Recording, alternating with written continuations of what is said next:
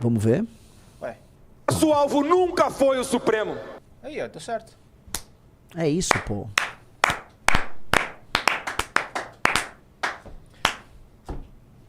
Vamos parar de falar de Bolsonaro agora, vamos falar Vamos, só pra terminar. O Andréas Patsis falou: Valdemar ligou o sincericídio não pela idade, mas sim pelo simples foda-se, não dá nada. Ah, cara, eu desisto dessa bagaça. Like na live. Põe na tela. Lulinha admite a interlocutores que teve voo e hotel pagos pelo careca do INSS em viagem a Portugal. Então, ele já admitiu que o careca do INSS meteu grana em viagens que nunca são mera viagem de turismo. Portugal, amo Portugal. Portugal é usado como local de encontros, festas e negócios da elite jurídica e política brasileira. Infelizmente. Subtítulo ali. Filho do presidente que nunca reconheceu publicamente ter relações com o lobista Antônio Carlos Camilo Antunes, agora diz reservadamente que viajou com ele para avaliar negócio com cannabis. A advogado diz que Lulinha não tem ligação com esquemas da STF. Essa história do Lulinha aí é impressionante como o Lula como eleitor do Lula, né? Vamos voltar. Ele tem vamos falar, a grosso modo, existem 3 tipos de eleitor do Lula. E os 3 não ligam. Os 3 não estão ligando. Né? O que havia de melhor no petismo, um exemplo é esse cara, que quando veio o escândalo do Mensalão, Riso, ele era de esquerda e falou, tô fora. E aí ele tá fazendo uma lenta jornada rumo à direita, certo? Houve pessoas assim, alguns saíram, foram só, outros abandonaram a esquerda. Mas o que ficou, e isso nos passa um recado muito forte sobre o bolsonarismo, o que ficou falou, vou aceitar e dane-se. E eles aceitaram todos os escândalos que vieram do PT. Existem 3 tipos de eleitores do PT. Um eleitor é um militante orgânico de esquerda. Um militante orgânico que vai estar na universidade, que em grande medida também está no funcionalismo, mas é um militante, né? Ele é organicamente à esquerda. Esse cara não é tão numeroso, mas esse cara é relevante, tá?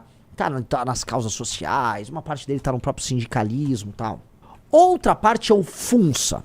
Mas você pode falar, mas não, esses dois não são funsas? Depende, você pode ter um funça que é um militante de esquerda, e você pode ter um funça que vota no Lula, mas não é militante de esquerda. E sim vê o PT como, vamos dizer, um garantidor dos seus benefícios de servidor. Isso tem aos montes, muito. Talvez seja mais numeroso do que o militante de esquerda.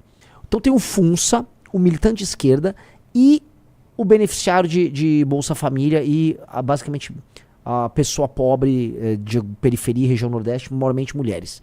Este aqui é um eleitor que o Lula cativou muito quando criou o Bolsa Família e com o crescimento artificial, mas crescimento do começo dos anos 2000, ele acabou ganhando o coração. Essa trinca aprendeu por razões diferentes a ignorar os escândalos de corrupção e tudo que envolve o PT. Mesmo em alguma medida sabendo. O beneficiário meio que não sabe e não liga. O militante de esquerda, ele acha que isto é um desvio pequeno burguês, que é uma perda de tempo você ficar discutindo se roubou ou não roubou, que isso objetivamente é idiota, que as leis burguesas não servem pra nada, em que essas leis burguesas têm que ser combatidas. E o que é importante é o resultado em termos de, vamos dizer, encaminhamento para o horizonte político deles. Então, se o Dirceu eventualmente está multimilionário, mas ele está encaminhando o projeto, eles vão estar com o Dirceu. E o Funça, ele pode até, como o Funça é um cara de classe média, achar errado, tá? Mas ele coloca tudo de lado em nome do seu benefício particular, no que aproximaria ele, vamos dizer, do cara do Bolsa Família. Então os 3, por razões diferentes, não ligam. E é impressionante que há décadas eles não ligam. Me impressiona muito como o esquerdista, em geral, tá, realmente não dá bola, e não só no Brasil. A agenda anticorrupção pro esquerdista praticamente não existe em lugar nenhum no mundo. Comentando sobre a Argentina, gente, a Kirchner tá toda encalacrada. A Kirchner tá realmente muito prejudicada. E há uma institucionalidade argentina melhor do que a brasileira, no sentido de que, por exemplo, as cortes superiores na Argentina vêm dando aso às investigações que estão pegando a Kirchner. A Kirchner e o kirchnerismo são essencialmente corruptos. E a esquerda argentina não liga. Eu posso falar sobre isso em muitos lugares. O Sócrates em Portugal. A esquerda portuguesa, no final do dia, não ligou pro Sócrates, que é um corrupto. Só botar lá Sócrates, PT, corrupção, Portugal. O Sócrates era um corrupto. No fim, ela não liga. E eu posso levantar, então assim, a esquerda organicamente, eu acho que a esquerda acha que, vamos dizer, esses pruridos anticorrupção, que existem, eles são um desvio moralista de classe média. Ó, o José Sócrates, ó. José Sócrates, primeiro-ministro de Portugal entre 2005 e 2011, é o principal arguido na Operação Marquês, o maior processo de corrupção da história democrática do país. Detido em 14, Sócrates enfrenta um julgamento por 22 crimes que incluem corrupção passiva, lavagem de dinheiro e blá blá. O caso envolve alegados esquemas financeiros complexos com figuras como o ex-banqueiro Ricardo Salgado, embora o processo... Eu sei que esse esquema vai chegar até, vamos dizer, ter vínculos com os esquemas do Brasil de corrupção. Tá? O Sócrates era um grande amigo e aliado do Lula. Tá? Prosseguindo aqui. A esquerda no Brasil tinha uma crítica a qualquer tentativa que o antipetismo tinha de atacar a corrupção. Eles davam o nome à sua vontade de enfrentar a corrupção de udenismo. Vocês já viram, digite 1, vocês já ouviram falar nesse termo, digite 2, vocês não ouviram falar nesse termo. O que eles dão o nome de udenismo? Na cabeça deles, o udenismo é o seguinte, é uma espécie de um moralismo de classe média, que funcionava como um fim em si mesmo, e que esse moralismo de classe média se refletia na luta contra a corrupção, e que a classe média se alienava nesse moralismo, enquanto não se preocupava com as verdadeiras lutas, que eram as lutas de esquerda. E aí eles acham que os valores dessa classe média eram valores menores, eram valores que, enfim, tem que ser jogados de canto, e que isso tem que ser jogado de canto, inclusive desprezado, em nome da luta deles. Então, toda vez que você se pronunciava contra uma corrupção de alguém, isso era um udenismo. Curiosamente, eles começaram a exagerar, usar o termo do udenismo, chamar de udenismo isso, por conta, a partir do momento que o PT, ele próprio abandona a agenda de corrupção. Porque, caso vocês não saibam, nos anos 90, o PT se vendia como um partido anticorrupção. O PT chamava manifestações contra o Collor, as manifestações do Fora Collor, contra a corrupção, e parte da campanha do PT para a presidência da República em 2002 continha um discurso anticorrupção. Você sabia disso, senhor Rafael Almeida Rizzo? Sim. O PT era o partido anticorrupção. Quando eles passam a ser o praticante de corrupção, eles chamam quem era anticorrupção de udenista. Ah, você é um udenismo. Só que o udenismo, a UDN estava certa em lutar contra a corrupção. O Lacerda, que apontava a corrupção do governo do Vargas, estava certo. O Lacerda estava certo. E você teve governos profundamente corruptos, você teve inflação, você teve gastos estúpidos, você teve pessoalização no governo, da mais atroz e tosco, no governo do Kubitschek, no governo do Vargas, no governo do próprio Jango. E o Lacerda estava certo. O Lacerda estava certo. Aí o PT chama, isso é um negócio menor. Não liguem para esse negócio chamado corrupção.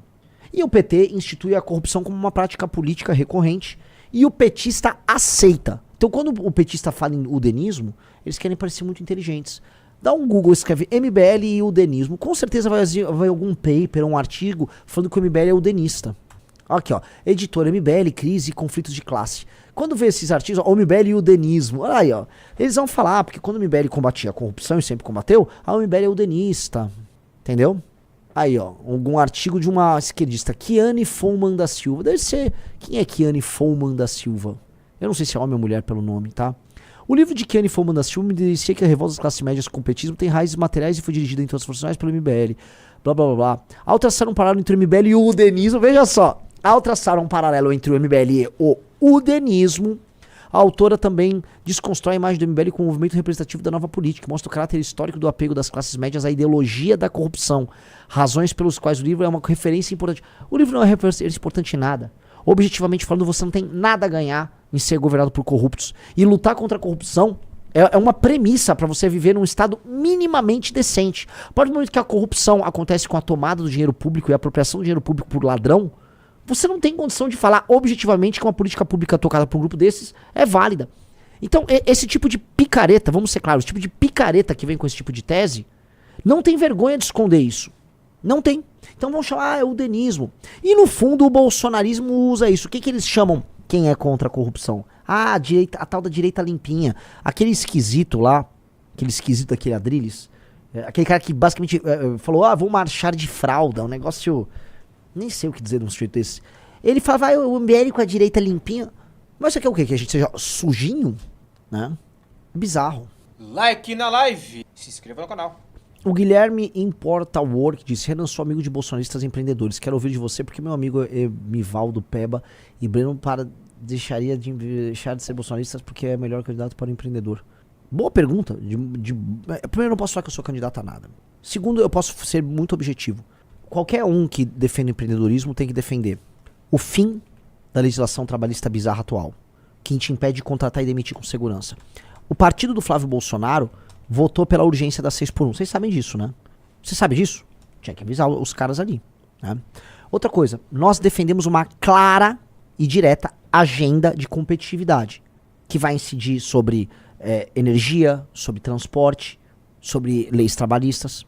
Nós temos isso, está num livro amarelo, nós escrevemos isso, você sabe disso.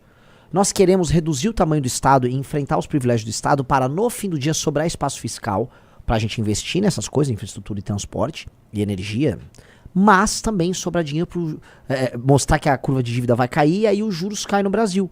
E aí você vai ter mais dinheiro para investir. Você sabia disso? Nós defendemos, nós somos claros. Ninguém entendeu qual a opinião do Flávio sobre isso. É isso, entendeu? Se eles gostam do Flávio, porque o Flávio é de direita, peçam pra ele então se posicionar dessa maneira, porque ele não se posiciona. Vamos lá, tem um meme novo aí, deixa eu ver. Pra prestigiar mais uma página de cortes, o Sukuarana Cortes fez este meme. Como cada...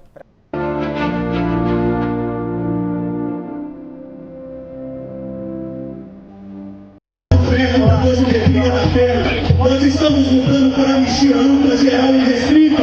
Nós estamos lutando para que os presos políticos sejam soltos. Nós estamos lutando pela liberação, pela soltura do nosso eterno presidente Jair Messias Bolsonaro. A gente tem uma batalha pela frente agora. Derrubar esse veto covarde de Lula sobre o projeto de dosimetria, que não é o que a gente quer. Ai, cara. Sobre isso, né?